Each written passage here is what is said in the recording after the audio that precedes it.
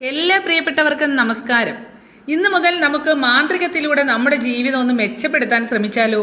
എല്ലാവർക്കും നന്നായി ജീവിക്കണമെന്ന് ആഗ്രഹമുണ്ട്, നല്ല ബന്ധം വേണമെന്ന് ആഗ്രഹമുണ്ട്, നല്ല വീട്, ആരോഗ്യമുള്ള ശരീരം, മക്കൾ നേർവഴിക്ക് നടക്കണം, അതുപോലെ തന്നെ മക്കള് ഉയർന്ന നിലയിലെത്തണം. അങ്ങനെ ഒരുപാട് ആഗ്രഹങ്ങളുണ്ട്. അപ്പൊ ഈ പറയുന്ന കാര്യങ്ങൾ എല്ലാ ദിവസവും നിങ്ങൾ 5 മിനിറ്റ് ചെയ്യുക. പതിയെ പതിയെ അത് നിങ്ങൾ ഒരിക്കലും മറക്കാത്ത കാര്യമായി നിങ്ങളിൽ നിന്ന് പിരിയാതെ നിങ്ങളുടെ ചിന്തകളിൽ എത്തുന്നു. ആ മാന്ത്രിക വാക്കിനെ കുറിച്ചുള്ള അറിവുകളാണ് ഇന്ന് മുതൽ എല്ലാ ദിവസവും നമ്മൾ ഒരുമിച്ച് പറയുന്നത്. ഉള്ളവന് കൂടുതൽ കൊടുക്കപ്പെടും, അത് സമൃദ്ധമായി നൽകപ്പെടും, ഇല്ലാത്തവനിൽ നിന്ന് ഉള്ളതും കൂടി എടുക്കപ്പെടും. അപ്പോൾ ഈ വരികൾ നിങ്ങളിങ്ങനെ കേൾക്കുമ്പോൾ അനീതിയായി തോന്നുന്നുവെന്ന് നിങ്ങൾ സമ്മതിക്കും. എന്തെന്നാൽ സമ്പന്നൻ കൂടുതൽ സമ്പന്നനും ദരിദ്രൻ കൂടുതൽ ദരിദ്രനുമാകുന്നു എന്നും തോന്നും. അപ്പോൾ ഈ വരികളിൽ ഒരു കടങ്കഥ പരിഹരിക്കേണ്ടതായിട്ടുണ്ട്, ഒരു നിഗൂഢത അനാവരണം ചെയ്യപ്പെടേണ്ടതുണ്ട്.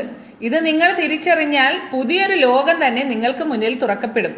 അപ്പോൾ നൂറ്റാണ്ടുകളായിട്ട് മറഞ്ഞു കിടക്കുന്ന ഈ നിഗൂഢതയ്ക്കുള്ള ഉത്തരം ഒരു വാക്കിൽ ഒളിഞ്ഞിരിക്കുന്നു. അതെന്താണ് ആ വാക്കെന്ന് വെച്ചാൽ കൃതജ്ഞത. അതാണ് ആ വലിയ വാക്ക്. ആർക്കാണോ നന്ദിയുള്ളത് അവർക്ക് കൂടുതലായി നൽകപ്പെടും. അവനോ അവളോ അതാരാവട്ടെ, അവര് സമൃദ്ധമായി അവർക്ക് നൽകപ്പെടുമെന്നാണ് പറയുന്നത്. ആരാണോ നന്ദിയില്ലാത്തവൻ അവനിൽ നിന്നും അല്ലെങ്കിൽ അവളിൽ നിന്നും അത് തിരിച്ചെടുക്കപ്പെടുമെന്നും പറയുന്നുണ്ട്. അതുപോലെ ഖുറാനിലും കൃതജ്ഞതയുടെ വാഗ്ദാനം തുല്യശക്തിയോടെ പ്രതിപാദിക്കപ്പെട്ടിരിക്കുന്നു.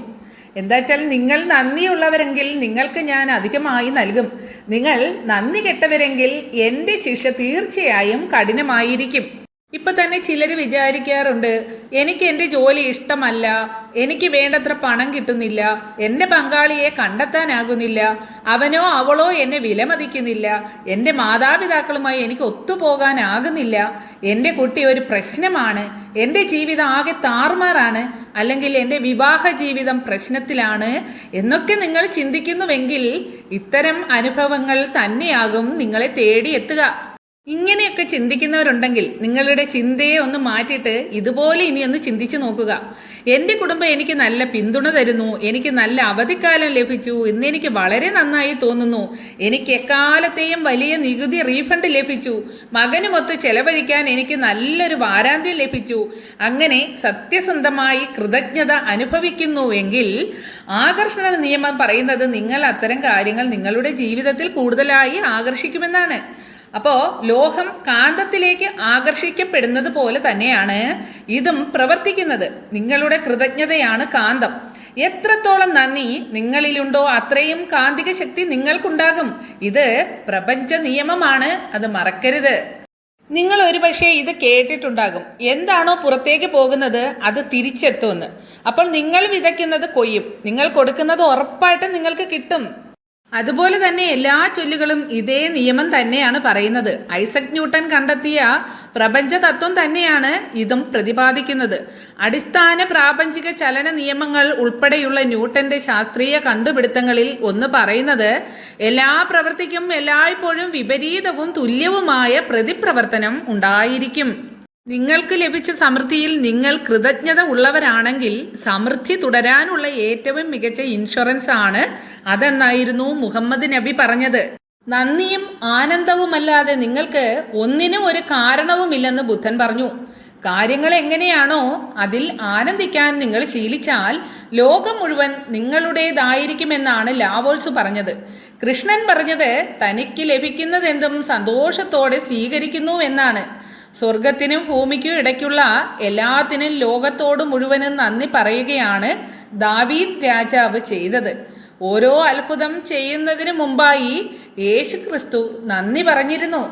നിങ്ങൾ രാവിലെ ഉണരുമ്പോൾ നിങ്ങളുടെ ജീവിതത്തിനും ശക്തിക്കും പ്രഭാത രശ്മികളോട് നന്ദി പറയുക. നിങ്ങളുടെ ഭക്ഷണത്തിനും നിങ്ങളുടെ ജീവിതത്തിനും നന്ദി പറയുക. നന്ദി പറയാൻ നിങ്ങൾക്ക് കാരണമൊന്നുമില്ലെങ്കിൽ തെറ്റു നിങ്ങളിൽ തന്നെയാണെന്ന് ഓർത്തുകൊള്ളുക.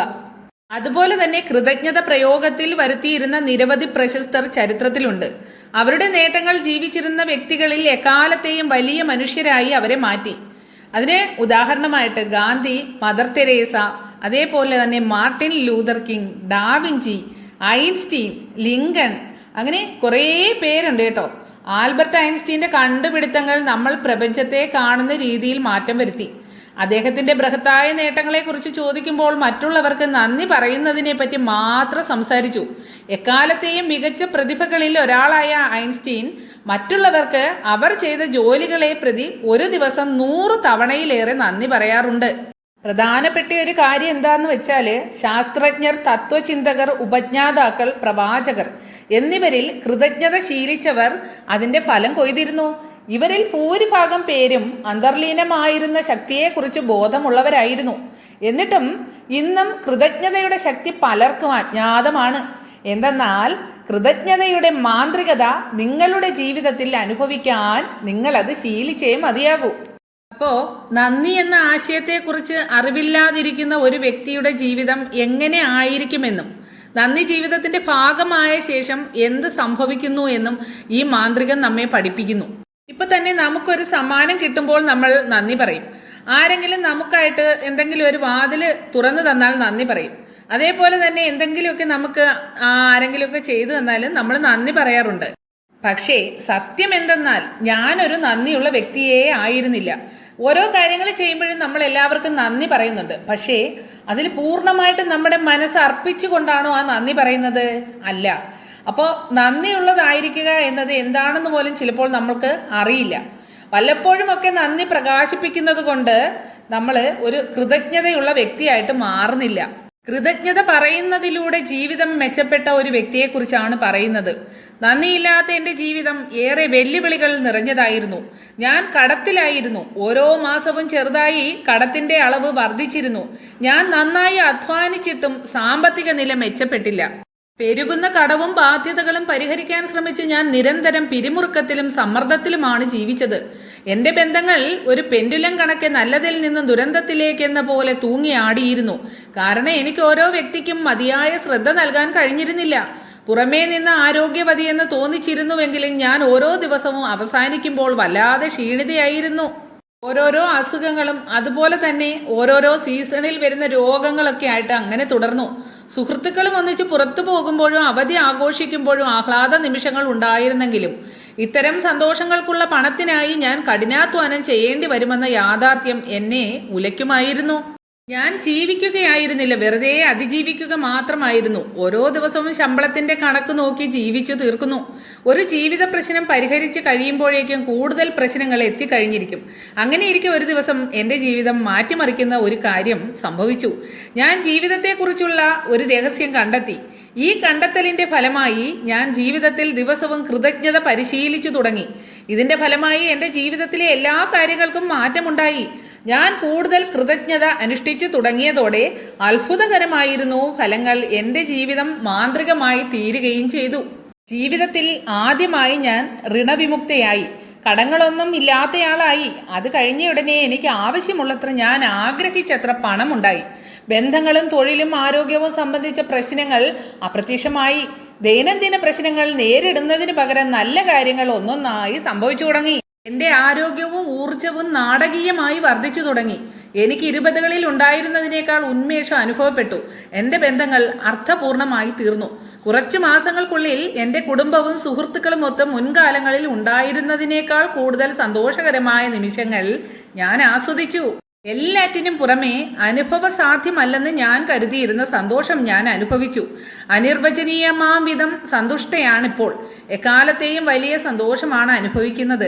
കൃതജ്ഞത എന്നെ മാറ്റി. എൻ്റെ ജീവിതം പൂർണ്ണമായും ഒരു മാന്ത്രികതയിലെന്ന പോലെ മാറി. നമ്മുടെ ജീവിതം മാറി മറിയാൻ, നമ്മൾ ആഗ്രഹിക്കുന്ന വിധത്തിലുള്ള ഒരു ജീവിതം നമുക്ക് കിട്ടാൻ വേണ്ടിയിട്ട് എന്ത് ചെയ്യണം എന്നുള്ള കാര്യങ്ങളാണ് ഇനി അങ്ങോട്ടുള്ള ഓരോ വീഡിയോകളിലും പറയുന്നത്. അപ്പോൾ എല്ലാവരും വീഡിയോ കേൾക്കുക. ഈ മാന്ത്രികത്തിൻ്റെ 1ാം ഭാഗം ഇവിടെ നിർത്തുകയാണ്. എല്ലാവരും പ്രപഞ്ചത്തോട്, യൂണിവേഴ്സിനോടും ദൈവത്തിനോടും നമുക്ക് സഹായങ്ങൾ തരുന്ന എല്ലാവരോടും നന്ദിയുള്ളവരാകുക എന്നുള്ളതാണ് ഇതിൻ്റെ ഏറ്റവും പ്രധാനപ്പെട്ട ഒരു കാര്യം. അപ്പോൾ ഇതിന് എങ്ങനെയൊക്കെ ചെയ്യണം, എങ്ങനെയൊക്കെ പ്രാർത്ഥിക്കണം എന്നുള്ളത് നമുക്ക് ഓരോരോ വീഡിയോകളിലായിട്ട് പഠിച്ചു വരാം. എല്ലാവരെയും ദൈവം അനുഗ്രഹിക്കട്ടെ.